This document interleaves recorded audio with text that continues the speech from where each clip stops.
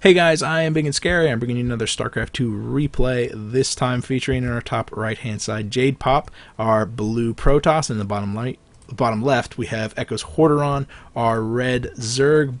This is game 3. JadePop took game 1 with a very well-timed Photon Cannon Rush, and Hordeon tapped out within the first 5 minutes, and then Hordeon turned around and showed him the meaning of macro and won out in 20 minutes. Against JadePop with a very, very nice Roach Hydra composition, despite the fact that JadePop was throwing him all sorts of different curveballs. I mean, he had Void Rays to deal with, Warp Prisms to deal with, lost his third like 3 times. It was a great game, absolutely great game, and really showed you how you handle that sort of constant weird aggression coming out of Protoss, at the same time retaining map control. So it was nice. I liked it a lot. I'm a big fan. Hordeon is progressing down the typical pathway that you would expect. He hasn't decided to cave and do a 6 pool or a 10 pool. It's very tempting sometimes whenever you lose to cheese to immediately cheese your opponent and be like, haha, I'll 6 pool and I'll win, and that'll serve him right? Because karma works that way. No, it does not. It doesn't. JadePop with another unorthodox location for his pylon. In the first game, we saw him do pretty much a forward fast expand that went right into a Photon Cannon Rush, but then he had the pylon positioned behind the mineral line, which was weird until he threw down a forge, and now he's got the pylon positioned on the right side. If this was a best of 5, we'd probably see the pylon positioned over here and then down here, but it's not. It's a best of 3, and this is actually the ace match, so just let you know that the pressure is a little bit higher now. Forge is being constructed on the south side of that pylon, though, so it could be that we're going to be seeing a little bit early pressure coming out of JadePop, but unlikely due to the fact that the spawning pool is halfway constructed before the hatchery even goes down.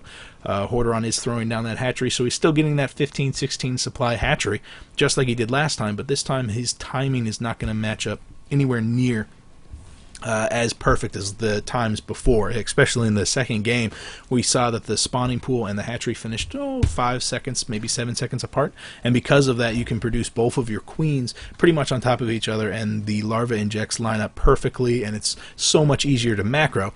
Hordeon, though, elected to get his spawning pool earlier than last time, and I don't think that was a mistake. I mean, Hordeon is definitely high masters. I believe he was in grandmasters. With Heart of the Swarm, it's difficult to tell where everyone actually is, but you know what doesn't change is skill level.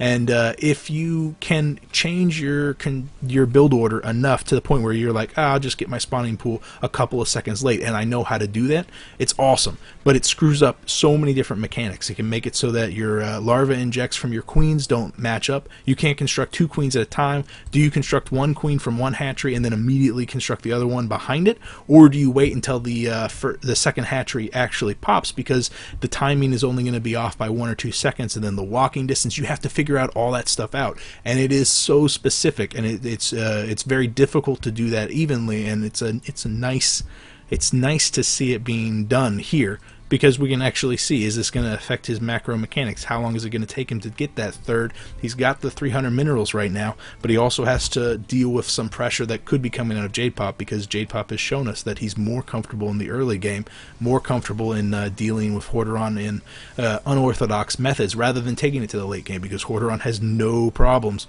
with dealing with JadePop in the late game. So, I mean, it's interesting. It's interesting to talk about that sort of stuff. And maybe it's boring to you guys, but I find it absolutely fascinating. There goes a huge wave of drones. Check out that drone count. 27 over 27. And that's with all the chrono boosts for the Nexus. I think we're going to see Hordeon pull ahead in the coming seconds with the harvester count.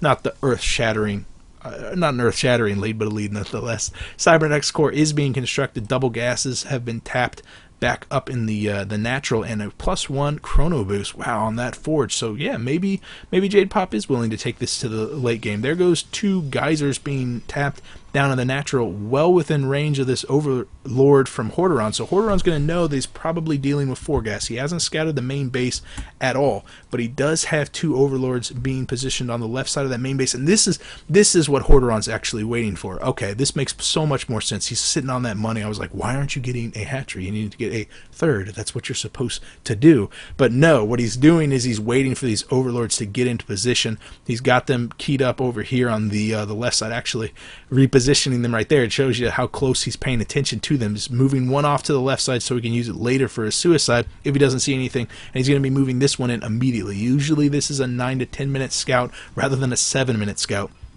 And this is because Hordeon never got a drone in that base. He doesn't know, is he dealing with 4-gas timing? Are the 2 gases down here just so he kind of gets played with in the mind by JadePop? No, now he's going to see that there's 4 gases total. He's going to see 2 extra gateways. There's a gateway and a cybernetics core back down. He sees the chrono boost on the stalker. This is weird because Hordeon sees so much gas has been taken, but he doesn't see anything that's going to be using all that gas.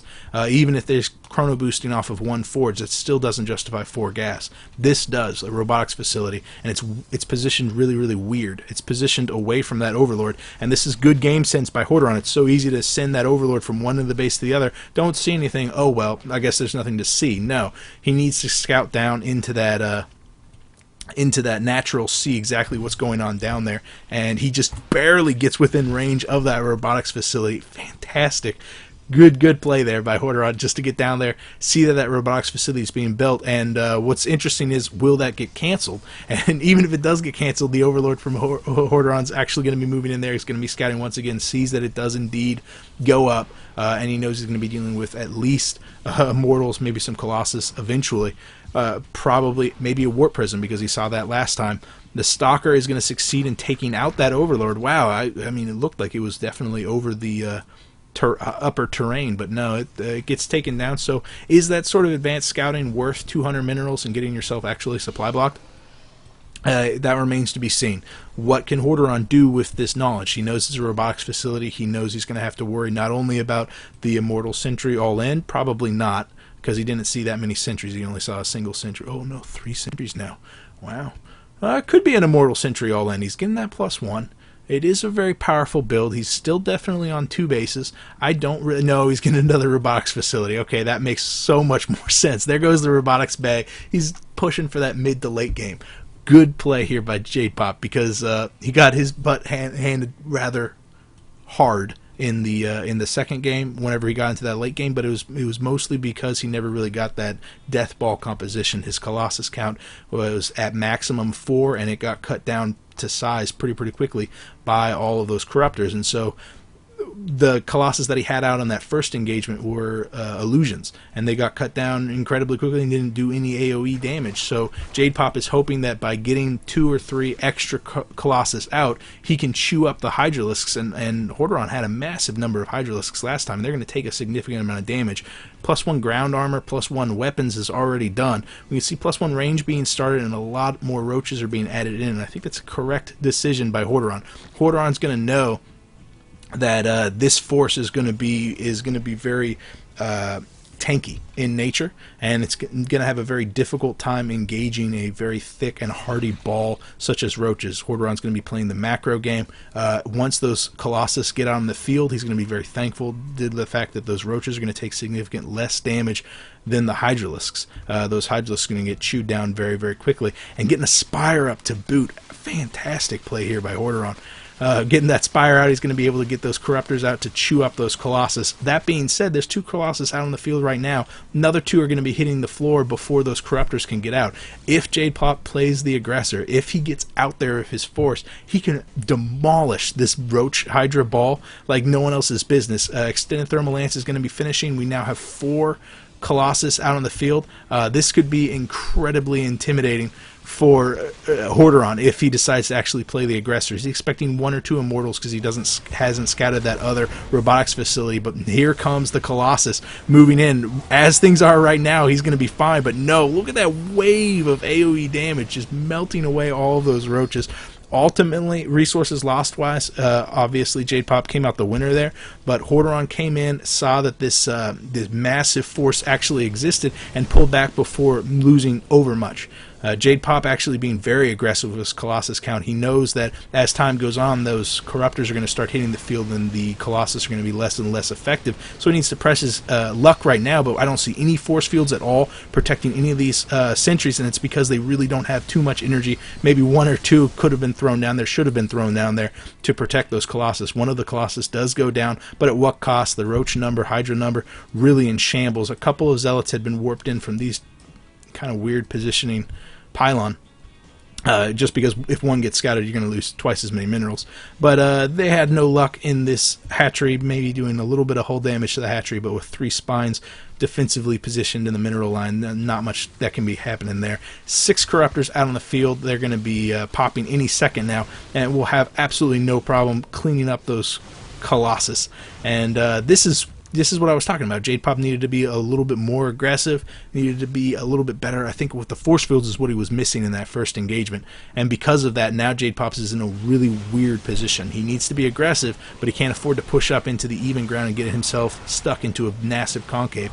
The Corruptors pushing forward, 1 or 2 getting taken out, but at the cost of doing some significant damage, taking out pretty much all the shields on one of those Colossus, the other one taking just a little bit. Warp Prism supplying a little bit of resupply on, especially the sentries are going to be really key in this next fight. I think JadePop needs to funnel Hordeon into a tight place, because 170 over 130 supply, especially with Zerglings now being added into the mix, those Colossus are getting chewed alive by all those Corruptors pushing forward, and here comes those Roaches absolutely tanking all the damage from that AoE. But there's the force fields that I was talking about, allowing JadePop to engage the Roaches in selected groups, and look at that. Oh man, those Corruptors definitely come out of a win on that one, but Hordeon, unfortunately, his ground army is in shambles. A resupply of another 4 Stalkers pushing in. A huge number of Stalkers are going to be focusing down all of those spines, and with that, this third is definitely going to fall. Hordeon needs to pull his probes right now, his drones right now. 62 harvester count, and the resupply of roaches is probably not going to be enough. Man, really ballsy, and he's pushing in with his workers. Oh no, they're all going to go down. And man, I don't think this is enough roaches, actually. JadePop is retreating with his stalkers, but it's just because he wants to kind of kite these roaches and get a little bit more of a favorable positioning. But now that he's worked his way into a choke, he can push again. And these roaches from Hordeon are definitely going to have to retreat. It looks like this third is destined to fall, but here comes the resupply once again by those Zerglings, but I don't think it's going to be enough. Getting a nice engagement off once again, hitting quite a lot of damage. Look at that, resources lost, pretty much neck and neck, definitely in the favor of JadePop, but only by a very small margin. And these stalkers are just absolutely going to town on all those roaches. They're gonna fall, and with it, it looks like the hopes of that third, only Zerglings and Spines, are on the production tab. I think Hordeon has given up on that third. He's pulling back to the natural to get up some static defenses, and yeah, that third is gonna get focused down by all those stalkers. But the stalkers are pretty much the only thing that remains. The robotics facility back at home for JadePop remains silent because the corruptor count has gone pretty much unabated. He's got 10 corruptors out on the field right now, and that can two-shot any Colossus that JadePop decides to get out. So I think Hordeon has won the air battle, but JadePop ultimately won by taking out that third. What he needs to do now is get up his own third, secure that with a wall of gateways, and get that corruptor count, get that Colossus count out again. Because I don't care how many corruptors are out on the field, you can't afford to lose that fight. You can't afford to let Hordeon take control of the sky completely, because then you're going to be dealing with brood wards in a very short period of time. The Hydralisks are being once again constructed, and the roaches have reached a fever pitch. I mean, 10 roaches, 7 hydras, not an intimidating ground force by any stretch of the imagination, actually. Quite a lot of Zerglings, but they're going to get chewed alive because we do see those Colossus are being constructed once again. There goes the first one popping out. Quite a lot of stalkers still out on the field right now. An Infestor Pit even on the way. Those 2 pylons are going down, but remember, those Corruptors, man, they just push forward, snipe down that Colossus and retreat, and then let Hordeon kite all of those stalkers all day long. The natural is very well saturated. How about the main? The main's pretty much mined out. So JadePop definitely needs to defend this third. He cannot afford to lose it. And being very, very ballsy, Hordeon's moving forward with all of his corruptors, realizing that AoE from those Colossus is really the only thing that he's got to fear. Losing quite a lot of his corruptors, only 4 of them remaining. Remember, he had 10, but in the back of this, all those roaches pushing forward. There goes the force fields. JadePop throwing them down, realizing that was going to keep the force at bay, but he just doesn't have enough. He needs 1 or 2 more to keep them back. Here comes the concave pushing up on the left side, the resupply of 4 more corruptors, enough to take out the last Colossus, and now it is Hordeon's turn to destroy a base. Unfortunately for JadePop, it's going to come at the cost of a cybernetics core, as as well as a robotics facility, which is really going to hamper his chances of getting back in this game, and that's going to hurt too. 42 supply over 101. Hordeon takes game number 3. Proceeding on to the next round, JadePop is knocked out. I'm not sure if there's going to be a losers round, but there should be, because JadePop was top drawer. I really enjoyed this game. I love Zerg versus Protoss. It's very, very fun, and Hordeon definitely knows how to play macro Zerg, which is probably my most favorite to spectate. And of course, JadePop, you know, putting up a fantastic fight on all fronts and being very clever while he was doing it. I liked it. I liked it. I like you guys. If you have a comment, leave a comment. If you have a burning desire to say something, you could do that too. One way or another, I will see you guys later. I am Big and Scary. Bye.